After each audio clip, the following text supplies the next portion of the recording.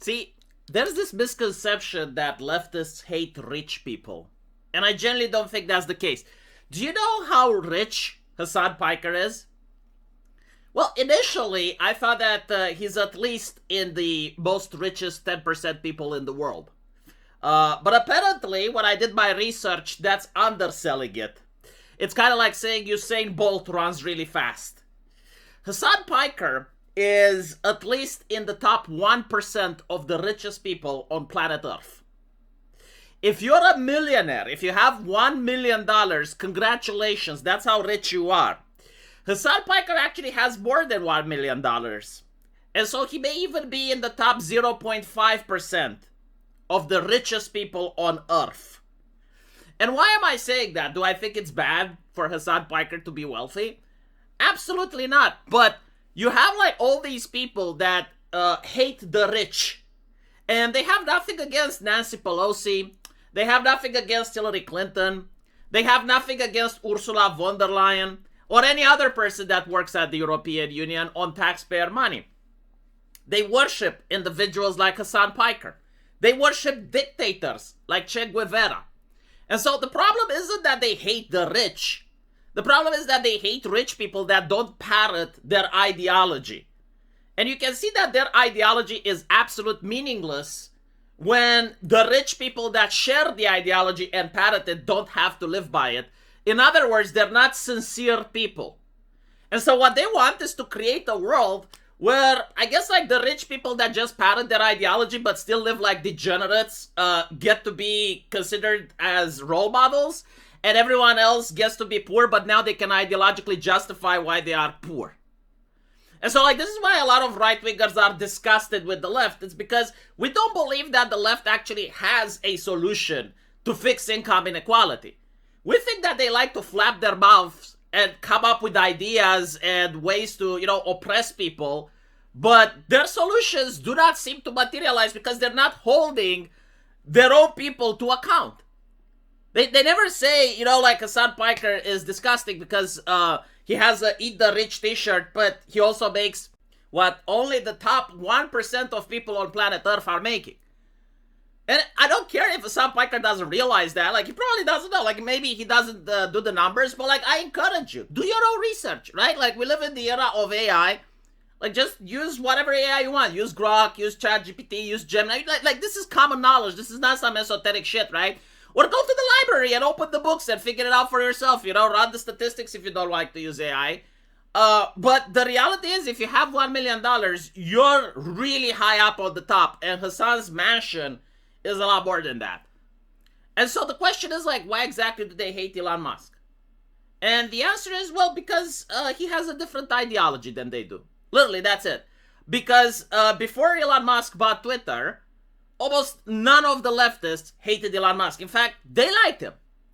They liked him because leftists at the time, they were with the I fucking love science. They were pretending to be intellectuals and scientists. And Elon Musk was the guy that was sending spaceships into orbit. He was the guy that was invested into technology like PayPal and stuff. And so they unironically liked this guy. Not as much as they like George Soros, but like, in the same era. And it's only when Elon Musk started talking against trans issues, that's when they hated him. Because like trans issues are something sacred to the left now. It's almost like akin to divinity. Like talking against trans issues, any type of criticism is pretty much like blasphemy for them. And so that's why they started hating Elon Musk. And now you have like all these articles, like trillion new reasons to hate Elon Musk. I saw another article saying Elon Musk just became the richest person in the world. This is how you need to hate him properly, right? So all of a sudden the left are experts on hatred. Like up until now, they're like fighting hatred. They don't like hatred. Like we need to eradicate hatred. But now it's like, okay, let me tell you about hatred. This is how you hate properly. It's very interesting, right? Like, do you think they're collabing with the Nazis?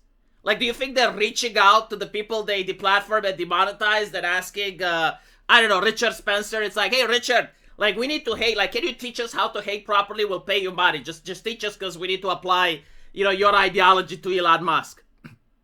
I'm genuinely curious, right? Like, do the leftist NGOs, like the Southern Poverty Law Center that also donated to right-wing hateful groups, Do they have an expertise in hatred? Like, can they reach to their contacts in order to, educate Nancy Pelosi or people that work at The Guardian on how to hate Elon Musk? But anyway, you know what I find interesting is the fact they don't understand the economics at all. Like, Elon Musk would actually be a problem if he was hoarding the wealth. Although not even then, right? Like, kinda, I guess. Like if he was to actually sit on the money that he is making, he would probably cause deflation. Like that's what it would happen. Like, your dollars would actually become more valuable if Elon Musk wasn't to reinvest, right? Because now all of a sudden there's less money in the circulation. He could cause an economic collapse if he was like hoarding, and then dumping everything. He could probably collapse smaller nations right now. Like, if he finds a person in Liechtenstein that he likes, and he donates $1 billion to that guy, he can actually like cripple a small nation's economy, right? He has that power, which is pretty much what George Soros did to the UK back in the day. Not to that extreme level, but still. So, the thing is, like, he's not using his wealth to do that. What he is doing is, like, he's channeling where human energy goes. That's what rich people do, right? Like, he's basically saying that his money is used to try to send people to outer space. Or his money is used in order to try to do research so that people in the mountains that can't have optic cable can now have access to internet.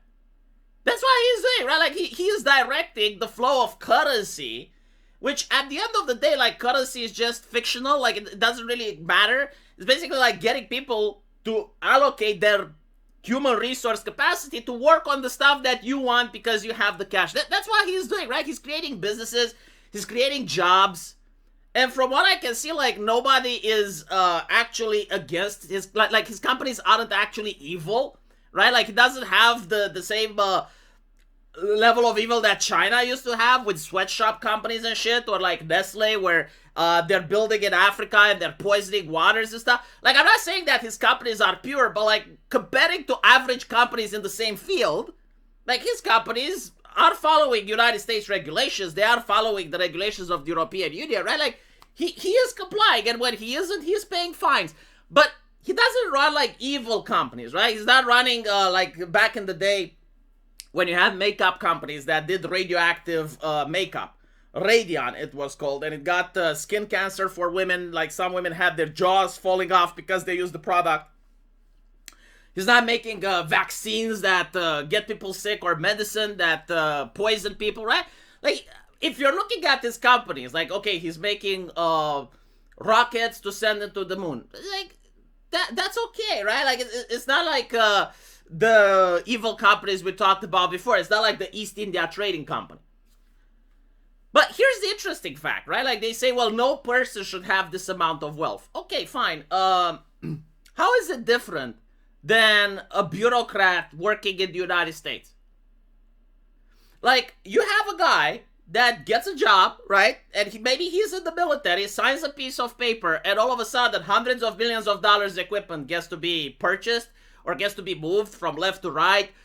He gets to allocate where the military goes, where the money is spent. How is that any different? How is it different to what Ursula von der Leyen or some other person at the European Union does? Like, I keep seeing people hating Elon Musk because he's trying to colonize space. But notice how they're not saying anything about the EU space program. Like, the European Union has its own space program. Like, more rockets exploded in the European Union than Elon Musk has exploded. For some reason, like, it's okay when the EU does it, right? It's okay when China does it. It's okay when NASA does it. It's not okay when Elon Musk does it. It's like, why? Because he's a private person? Like, so what? I guess, like, human achievement can only be done by governments all of a sudden? Like, that's not true throughout history. Like, the Wright brothers weren't part of the feds, you know? The people that, what was it? The guy that invented the steam engine, it's on the top of my head. Like, he wasn't working for the government. People that built the original railways, like, some of them were private individuals. Why is it all of a sudden that, like, no, like, a human being cannot invent something unless he uses taxpayer money? Like, unless your money is taken away. But anyway, the other retardation is now they're talking about how going to space is colonializing. So, like, again, the left loves to do this where they use language in order to try to manipulate emotions. Like, last time I checked, the reason colonialism is wrong is because, like, some other people live there, right?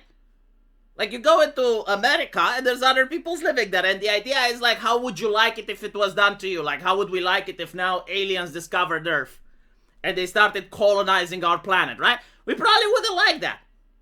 Okay, fine. But if there's no one there, like, you're colonizing the moon, there's nobody on the moon, like, what the fuck is your problem? Oh, well, I heard this argument. It's because planet Earth is very important and humanity shouldn't be like locusts colonizing the galaxy. It's like, why not? Why shouldn't humanity be like locusts colonizing the galaxy if the galaxy has no fucking life?